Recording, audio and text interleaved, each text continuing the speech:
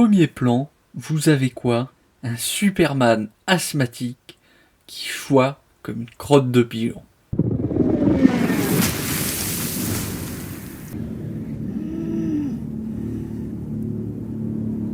Tu crois que c'est du respect, mon garçon?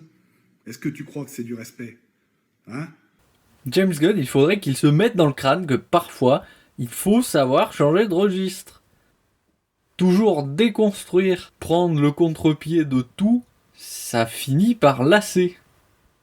Son ton léger, il ne marche pas pour tout. Pour le Gardien de la Galaxie, d'accord, ça s'y prête bien. Mais Superman...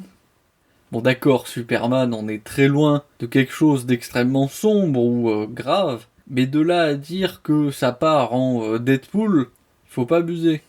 En tout cas, James Gunn, il a beaucoup de mal à se sortir de sa formule des Gardiens de la Galaxie. Sûrement que le box-office de ses films n'aide pas aussi, hein. Il est sûrement poussé dans ce sens par DC. Mais enfin, sa marque de fabrique, elle commence à être un peu trop visible.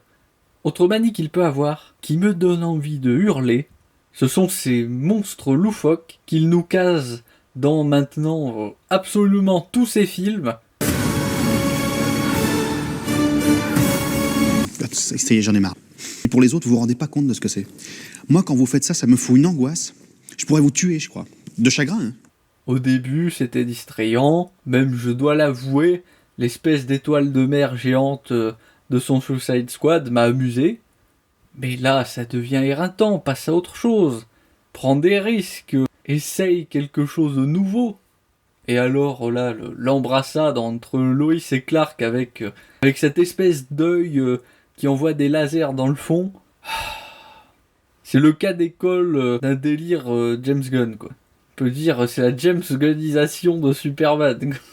Mais après, je comprends que les réalisateurs, ils aient une préférence, ils aient quelque chose sur lequel ils bloquent et ils tournent un peu en boucle. Mais il faut qu'ils sachent aussi être fins avec ça. Et si vous voulez, son prédécesseur, Zack Snyder, avait exactement le même problème. Ces ralentis indigestes qu'il mettait à toutes les sauces et tout le temps. En soi, c'est pareil, j'ai absolument rien contre les ralentis. Par moments, les ralentis de Zack Snyder, ils sont très bien, ils sont pertinents, tout ça. Mais là où ça ne va plus, c'est quand ça devient un automatisme, ça fait perdre tout son charme à la chose. On l'a vu avec Rebel Moon, ce cauchemar. Vous avez comme ça la récolte du blé qui est montrée au ralenti, qui est montrée sous tous ses angles. Libère-nous de ce calvaire.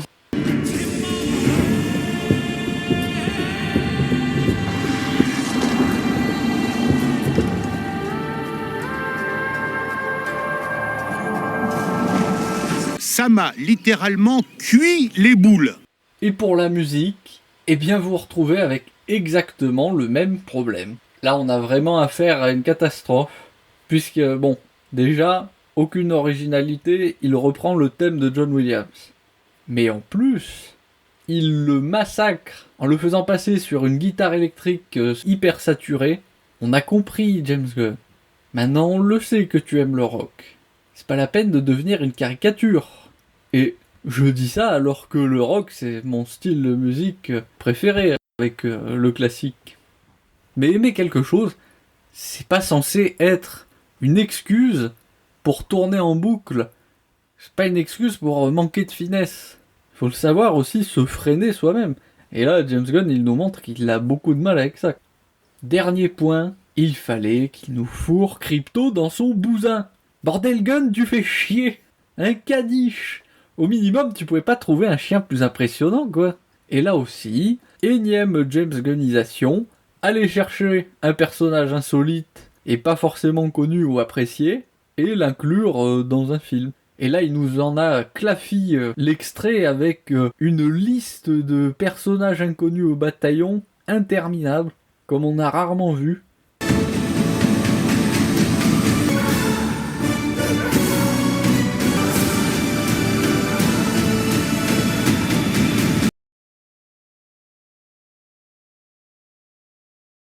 Voilà, au moins, il nous épargne les Member Berries, les mémo myrtilles, puisque personne ne les connaît, ceux-là. Déjà, le grand public, vous leur dites Green Lantern, c'est qui, ça? Pour en revenir à Crypto... À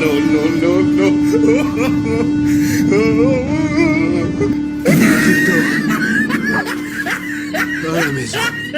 Ramène-moi à la maison. Un chien avec des super pouvoirs, c'est vraiment un truc de dessin animé. Ça marche quand vous pouvez lui prêter des pensées, des émotions, que le live action ne permet pas en fait. Les animaux comme personnages secondaires ou principaux, ça marche que si vous pouvez les anthropomorphiser. Sinon ça ne marche pas. C'est assez simple, c'est assez évident ça comme problème. Ouais, puis des petits tacles en passant à Zack Snyder parce qu'il le mérite. Si vous voulez, moi j'avais autant de critiques envers Snyder que Gunn. Les deux tombent lourdement dans leur travers. Parce que l'iconographie christique de Superman de Snyder, oh, c'est marrant 2 secondes, hein, mais au bout de la 3e référence en 5 minutes, on en a marre. Passe à autre chose, mon grand, quoi. Enfin, pour passer à de l'appréciation personnelle, désolé, mais l'acteur sélectionné n'a aucun charisme.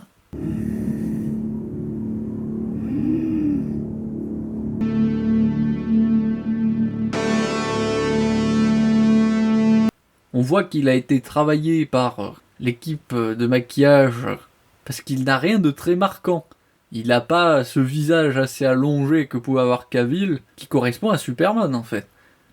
Regardez les comics, les dessins animés de Superman, il a comme ça ce visage long avec une mâchoire dessinée, un front proéminent aussi. Là par contre, je l'avoue, c'est subjectif. Pour moi, il colle pas à ce que je m'imagine de Superman. Il ne se dégage rien de cet acteur. Enfin, je vais pas vous bassiner plus longtemps. On verra bien ce que ça donnera avec le film. Bref, ce sera tout pour cette vidéo. Si ça vous a plu, mettez un pouce bleu, abonnez-vous, activez la cloche des notifications, et je vous retrouve au gré de l'actualité.